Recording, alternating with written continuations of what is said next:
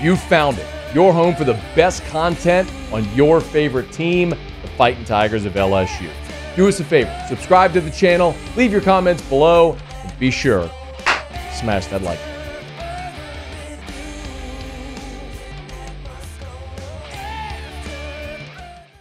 Got to watch much of LSU's practice today, standing next to Wilson Alexander. Now we can talk to him on air. How are you, dude?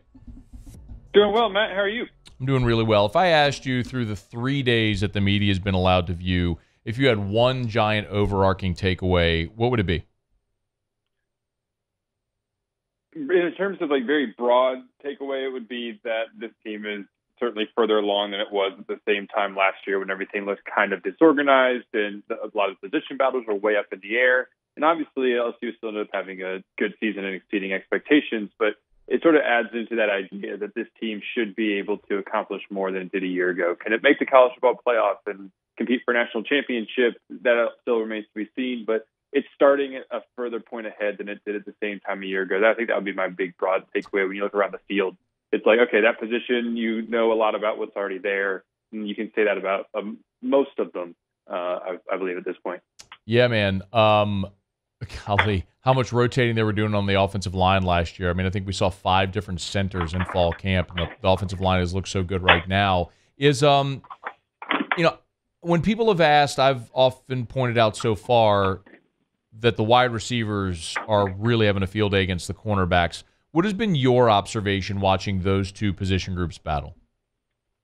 Absolutely. The wide receivers have been winning this. I thought today that the defensive backs made a few more plays, understand how to pick an 11-on-11. There was a couple of pass breakups in the one-on-ones that you hadn't seen the first day when the wide receivers really dominated. But still, all in all, the receivers have been winning those matchups.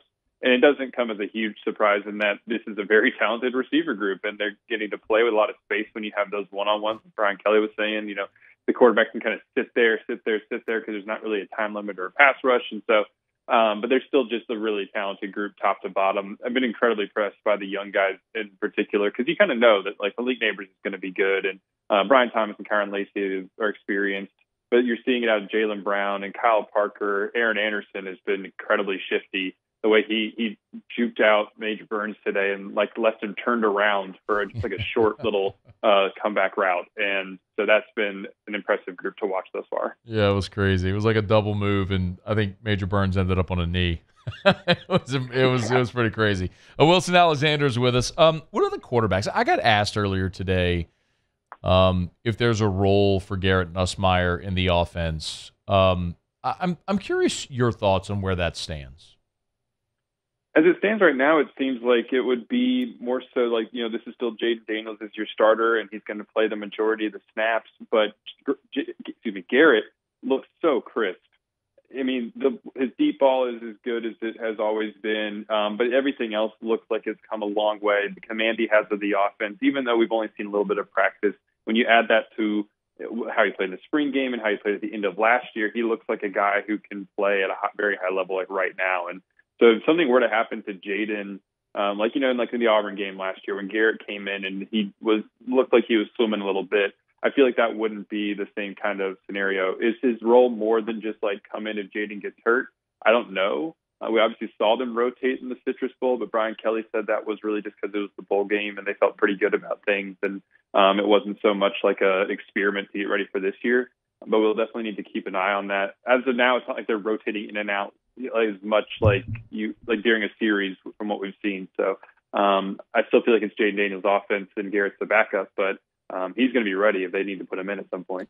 Wilson Alexander, he's on Twitter at WH_Alexander_, or as we like to say, Whalesander _, if you'd like to go give that a try. Hey, I saw in your practice notes you pointed out the defensive line, in particular Mason Smith. What have been some of your observations there aside from Mason being healthy and looking really good? Jacobian Guillory looks like he's really coming a long way. He's played with a lot more energy here in the spring, and now at the beginning of fall camp, we've seen him get a lot of first-team work. Jordan Jefferson looks like he's a nice addition as well. Mekhi Wingo is still the way he was last year, and so it looks like all of a sudden that interior two deep is really heavily improved, and else you can rotate a little bit more, keep those guys fresh. You're seeing kind of similar things on the edges with Ovia Gofu and Savion Jones, and right behind them, Braden Swinson and Quincy Wiggins. Those two aren't, Braden and Quincy probably aren't as far along in terms of rotating like the guys on the interior, but it's a group that's got a lot more depth with the addition of Jordan and the way that Jacobian's come along.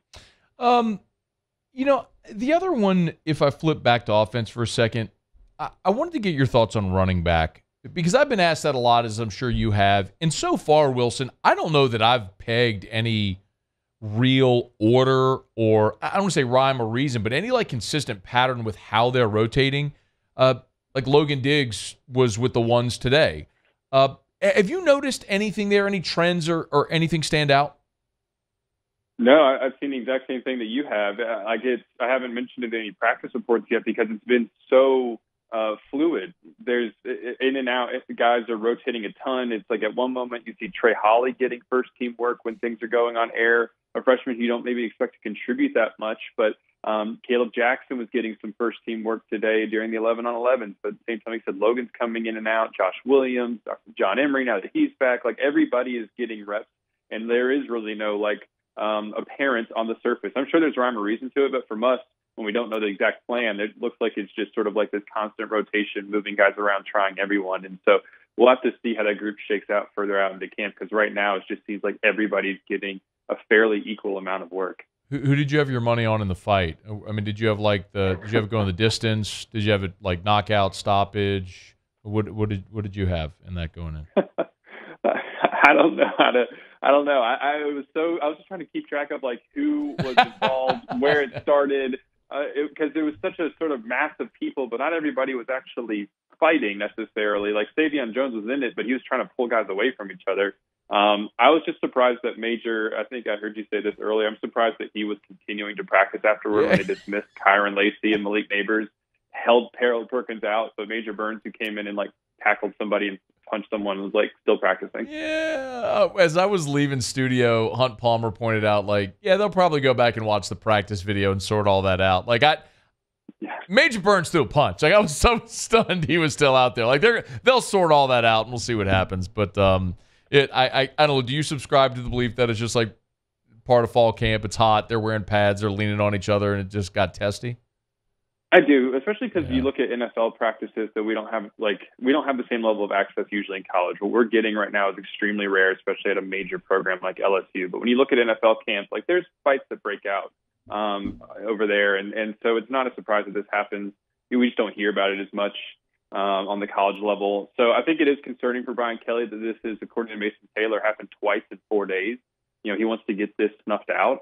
But it's not something that's a problem necessarily at this point. These things happen, and as long as it doesn't just continually happen and someone gets injured as a result of it or something like that, then it shouldn't be a big issue. I just Googled NFL training camp fights. It's just this long list. Titans right tackle Jamarco Jones waived after multiple training camp fights. The Bears GM yesterday broke up a fight with Chase Claypool. I mean, it's there's fights everywhere all the time. Anyway, all right. Wilson Alexander on Twitter at @WalesAnder_. How to get that one in there. Thank you as always for the time. We'll visit soon. Thanks for having me, Matt. Hey, thanks so much for watching. Please leave your comments. I love to interact. And be sure to hit the red subscribe button below.